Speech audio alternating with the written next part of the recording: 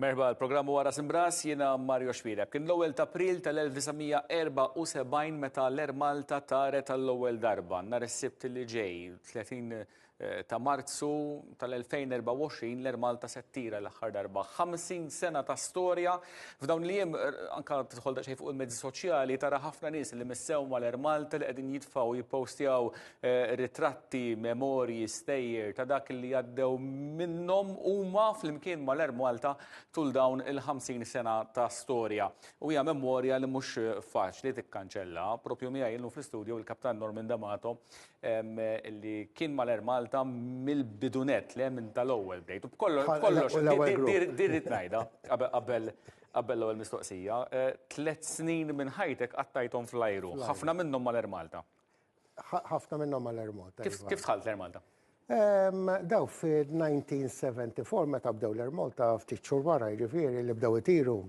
Kienu jtiru kaptana u first officers barranin.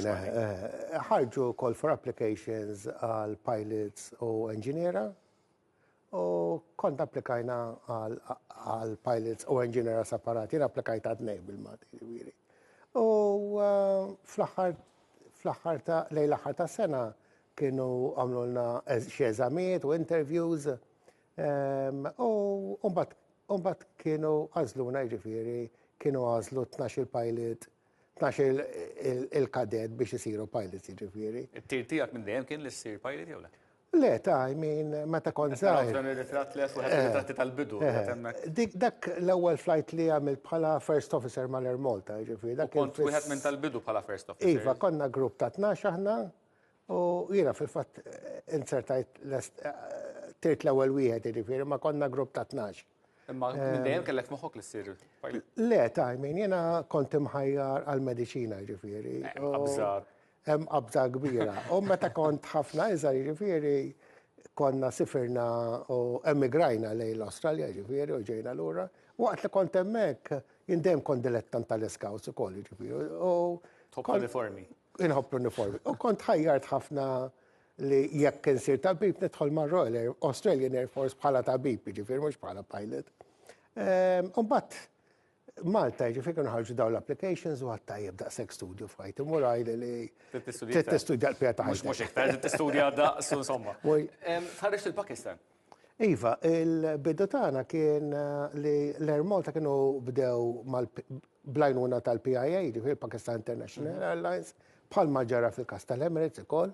Fl-istess żminijiet u l-Air Malta kienu batuna l-ewwel għamilna xi training għaw Malta u mbagħad kienu batuna il-Pakistan għat-training tat-titjir jiġifieri. Dak fil-fatt dak l-ajruplan li qed tara kien waqt training flight għaw Malta jiġifieri għax titlu nose wheel u Malta jiġifieri on full alert jiġifieri biex jaraw x'qed jiġri. Imma everything went well, jiġifieri rajt l-ajruplan ġra l-ħsara, imma. Huma affarijiet li tibqa' tiftakar daw. X'inhi l-iktar memorja li għandek ta' titjiriet mal-Air Malta forsi fil-bidunet hekk hawnhekk di taħriġ kienet imma. Żgur. Le kien hemm ħafna memorji jiġifieri, I mean VIPs jiġifieri kif taf inti tajjat l-Papa Giovanni Paolo II fil-1990. Dik l-ewwel żjara tiegħu kienet fil-1990. Dik l-ewwel żjara tiegħu fil-1990 meta ġew Malta. U forsi aħna qed nitkellmu fuq pilots, cabin crew, imma dan l-Air Malta magħmula minn ħafna impjegati ġifieri f'oqsma differenti. Kont qed tgħidli taħseb l-Air Malta ddew minnu xi 40,000 ruħ. Le, mhux 40,000, fuq minn 4,000 ruħ. 4,000, żid żero jiena biżbal. U naħseb li speċi nies jaraw il-pilots, jaraw il-cabin crew, forsi il-check-in staff, imma meta tiġi għal behind the scenes, ħatara l-engineera, technicians, kien hemm engineera tal-ajroplani u engineera mill-università li kienu jagħmlu proġetti related to aircraft engineering u hekk, nies fil-commercial, nies fil-public relations, Appart il-Maltin li sifru mal-Air Malta, għax il-Maltin u l-Awċim kollha b'xi mod biex joħorġu minn daw il-gżejjer. Mhux hekk, I mean, Jekk ma jmorrux bil-baħar, jiġri 400,000 missew mal-Air Malta. Le ħafna ġiet minn 400,000 Bħala Maltin, bħala Maltin, bħala jiġifieri. U l-familja tagħhom daw ukoll barra jiġifieri il-Maltin li kien hemm impjegati mal-Air Malta. U mbagħad over the years kien hemm nies li rtiraw, kien hemm nies li ma baqgħux mal-Air Malta minn cabin crew li forsi għamlu korsijiet l-università u ma ġewx lura. U dan qabel l-Air Malta 50 sena ilu kien hemm pereżempju il-Malta Airlines. U dawħod minnhom impjegati għaddew u l-Malta Aviation Services li kien għamlu ground handling l-airport, dawħod minn daw in-nies għaddew Ġarraw mal-kumpanija. għall-Air Malta. U l-istess ġar qed jiġri mill-Air Malta ħajmorru mal-KM Malta Airlines u barra l-KM Malta Airlines għaw Malta għandna il-fuq minn 150 aeroplan reġistrati. Tajjeb, mhux airlines biss, ħafna business jets.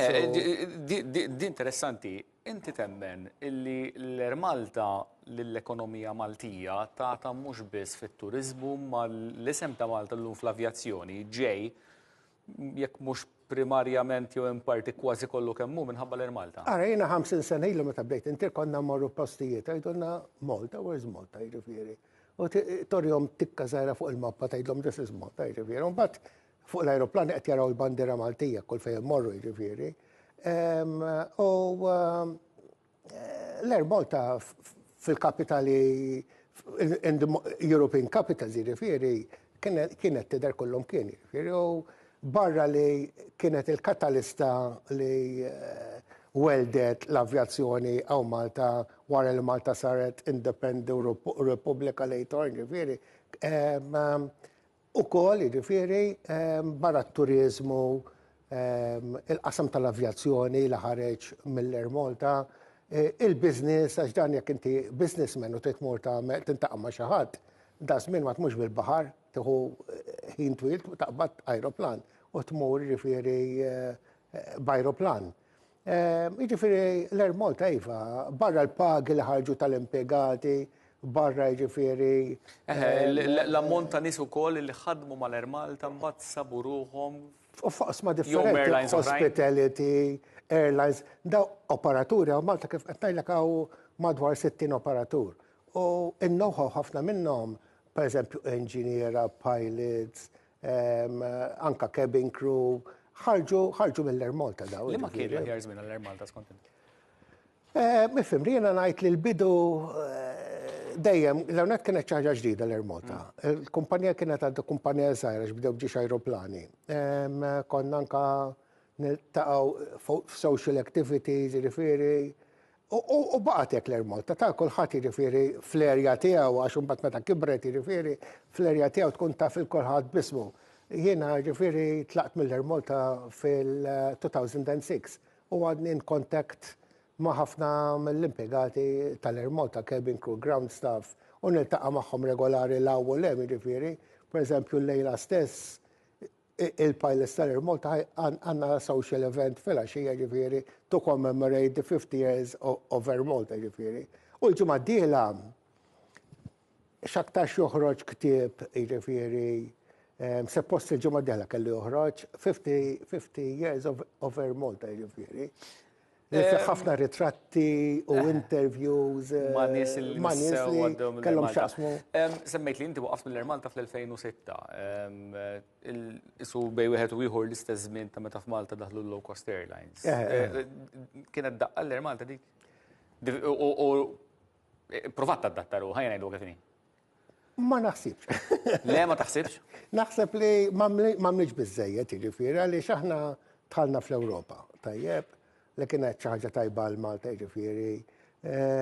Imma li ġara li pereżempju kien hemm kumpaniji ħansemmi KLM, Air France, British Airways, Aer Lingus, daw kollha adattaw għal changes fil-liberalization. Nista' semmilek imbagħad l-Italja pereżempju li fallit kemm il-sena ilu kemm il-darba kellha. Daw fallew għaliex they did not adapt to għax inti il-low cost mhux l-istess market tal-Air Malta. Inti jekk businessman ħajsifer probabbli ħajmullek mal-Air Malta ġifieri.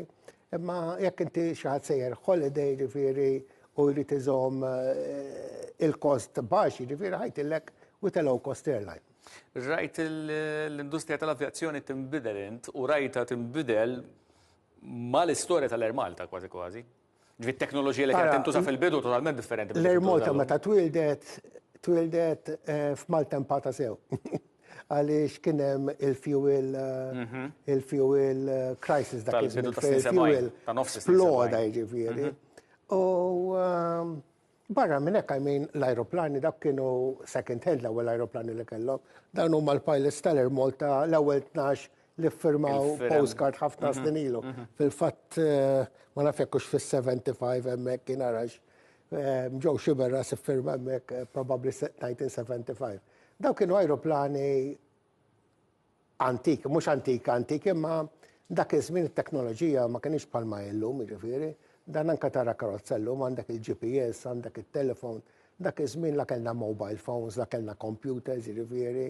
Tmur tixtri ticket, tmur ticketing office u jiktbulek by hand jew jipprintjawlek jiġifieri minn fuq printer. Da żmien mill-kumdità tad-dar tista' tkun fejn tkun, jiġifieri tistaqbad it-telefon u tagħmel tibbukja flight. U llum tista' tara l-ajruplan fejn qiegħed ukoll waqt li qed itir. Eżatt, ħafna minna l-pajjiż jiġifieri fissati fuq daw apps li tista' tara fejn qegħdin l-ajruplani ġara minnhom. Ovvjament ma tajsir. Però kien iktar ma nifhimx. Huwa aktar faċli tajjar ajruplan illum minn dak iż-żmien, ma forsi qabel kien isbaħ għax tkun fil-kontroll, verament inti fil-kontroll tal-ajruplan. Ara, dak is-720s kienu dak li llum fuq 737 huwa ajruplan antik ukoll, jiġifieri manual reversion. Jiġifieri ma kellekx hydraulic assistance biex ittajjar l-ajruplan. Ara kulħadd b'daru jużaw kien il-pilots jiġifieri. Illum għandek fuq l-Airbus u aeroplani moderni għandek side stick u jiġifieri biex tiswa bat qed ittajjar l-ajruplan. U anke 777 għalkemm huwa jiġifieri teknoloġija avvanzata u 787 u tajru qisu conventional aircraft imma fil-flatt ma qed ittajjar xejn tkun ma qed tagħmel tiddereġi l-computer xi tridu jagħmel jiġifieri.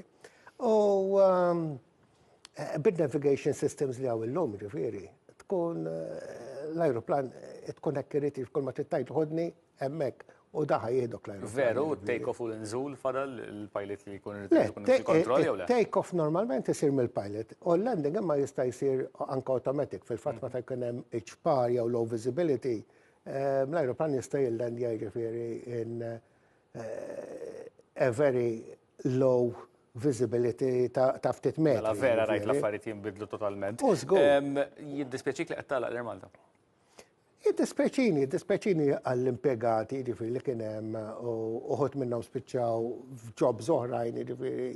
Tul is-snin din mhux issa ta' dal-aħħar snin. Anke ta' dal-aħħar snin jiġifieri li forsi it wasn't their album daqskemm kien jiġifieri il-ġob li kellhom mal-Air Malta. Imma l-Air Malta mussat mutaw. L-Air Malta kif għatlek palma ġara bil-Malta Airlines u l-Malta Aviation Services 50 sena oħra jkun għadu jitkellmu l-Air Malta. Għax dawk jgħidu, dak kien impjegat mal-Air Malta. Dak jiġifieri l-ħareġ mill-Air Malta ħajibqa' hemmhekk għal ħafna snin li ġejjin. X'tawgurala l-KM Malta Airlines? Nawgurala suċċess jiġifieri u naħseb kif għadna jiġifieri hemm il-bżonn li tiġi privatizzata wkoll bħalma ġraw tal-kumpanija qed insemmu li ma fallewx jiġifieri. Għaliex meta inti għandek forsi interference kif titmexxa l-kumpanija management professjonali forsi ma jkollux il-free hand li għamel dak li huwa l-iktar fl-interess tal-kumpanija l-Air Malta dejjem ħarset lejn l-interess tal-pajjiż ukoll jiġifieri. Pereżempju anke waqt il-COVID baqgħet għaddejja ġġib affarijiet mir-Ruma. L-Air Malta taf iktar minni kellha dak ir-rwol li żomm il-konnettività tal-pajjiż. Mela. Kaptan Norman D'Amato, grazzi ħafna tal-li kont miegħi għall-programm Ras Imbras. Ras Imbras kuljum fit-3 ta' war nofsinhar, ukoll fis-6 ta' filgħaxija u ssibuna wkoll fuq YouTube. L-intervisti kollha hemmhekk. Grazzi.